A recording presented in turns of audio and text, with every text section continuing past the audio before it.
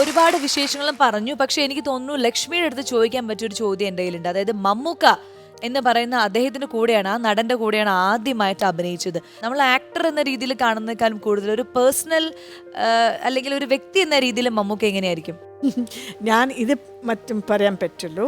First time ഞാൻ ഒരു super star phenomenon കണ്ടത് മമ്മൂക്കാണ്. ബിക്കോസ് അവിടെ പോകുമ്പോൾ എനിക്കിങ്ങനെ ഇത്ര ഒരു സ്റ്റാഫ്, അവർ ചുറ്റും ഒരു 5-6 ആൾക്കാരും, ഒരാള് പെർഫ്യൂം ചെയ്യുക, ഒരാള് കുർത്ത റിമൂവ് ചെയ്യുക, ഇന്നൊരാൾ അത് തിരിച്ചു കൊടുക്കുക.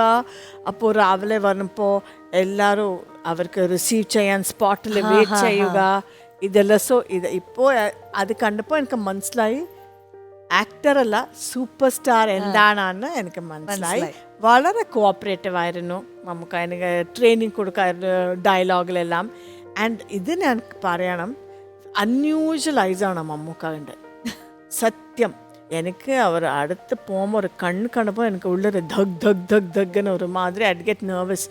വെരി പവർഫുൾ ഐസ് ആൻഡ് ഒരു I can say because the first shot was like that. He's got like a blue ring around. I think you would have seen it in photos, but angane when you notice, valara powerful eyes aana Mammookka inde, and of course very very handsome man. Yes, very handsome man. So ആ ഓറ ഉണ്ട്. ഇപ്പൊ ഞാനൊരു ചുമ്മാ ഒരു കുസൃതി ചോദ്യം ചോദിക്കുകയാണ്. ഇപ്പോൾ ലക്ഷ്മിക്ക് ഒരു അവസരം വരികയാണ്, ടൈറ്റാനിക്കിലെ റോസ് ആയിട്ട് അഭിനയിക്കാൻ ഒരു അവസരം കിട്ടി. ഇന്ത്യയിൽ നിന്നാണ് അവര് ലക്ഷ്മിയെ സെലക്ട് ചെയ്തു. അപ്പോൾ ഒരു ജാക്കിനെ ഇന്ത്യയിൽ നിന്ന് തെരഞ്ഞെടുക്കണം. അങ്ങനെയാണെങ്കിൽ ഏതൊരു ആക്ടറിനെ ചൂസ് ചെയ്യും? എന്റെ പേര് പറയില്ല, എനിക്ക് ഇംഗ്ലീഷ് പറയാൻ ഭയങ്കര പാടാണ്. അതെ അതെ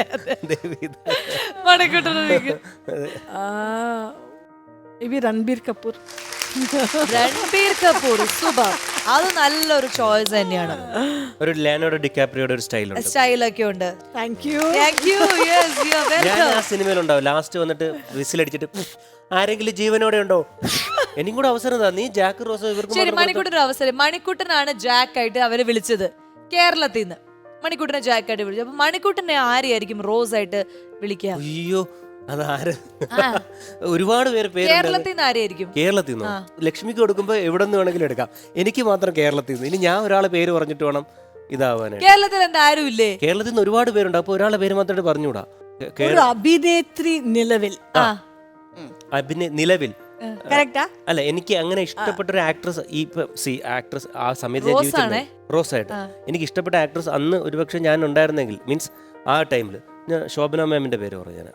പക്ഷെ ഇപ്പോഴത്തെ കാര്യം ചോദിച്ചു, ഇപ്പൊ നിലവിലുള്ള മനസ്സിലെ സ്നേഹം ഇപ്പോഴും ആ മാമിനെ ആ ഒരു സൗന്ദര്യത്തിൽ തന്നെ ഞാൻ കണ്ടോണ്ടിരിക്കുകയാണ്. ചിലപ്പോ ഹണി റോസ്, ആ റോസ് ചിലപ്പോ ഹണി റോസ്. ഞാൻ പറഞ്ഞില്ല. ഇന്ത്യന്നാണെങ്കിൽ ഏത് നടിയെ തെരഞ്ഞെടുക്കും? ഇന്ത്യന്നാണെങ്കിൽ ഏത് ആക്ട്രസ്? ഇന്ത്യന്നാണെങ്കിൽ Deepika Padukone. Deepika Padukone and Manikuttan, super pair. നമ്മള് അതില് ഹണി ഈ പറഞ്ഞ പോലെ, സോറി, അതില് ജാക്ക് റോസിന് ഇങ്ങനെ നോക്കിയില്ലേ, ഞാൻ ദീപിക പദുക്കോൺ ഇങ്ങനെ. എനിക്ക് കപ്പലിൽ നിന്ന് മുകളിലോട്ട് നോക്കേണ്ടി വരുന്നൊരവസ്ഥയാണ്. ഓക്കെ, പക്ഷെ എന്തായാലും അങ്ങനെ ഇതിപ്പോ നമ്മൾ ചുമ്മാ ഒരു ക്വസ്റ്റ്യൻ ചോദിച്ചാണ്. പക്ഷെ ഇതല്ലെങ്കിൽ വേറൊരു രീതിയിൽ ഇതൊക്കെ സംഭവിക്കാൻ ചാൻസ് ഉണ്ട് അല്ലേ? സംഭവിക്കുമ്പോൾ എന്നെ വിളിക്കുക. My phone number is 2255.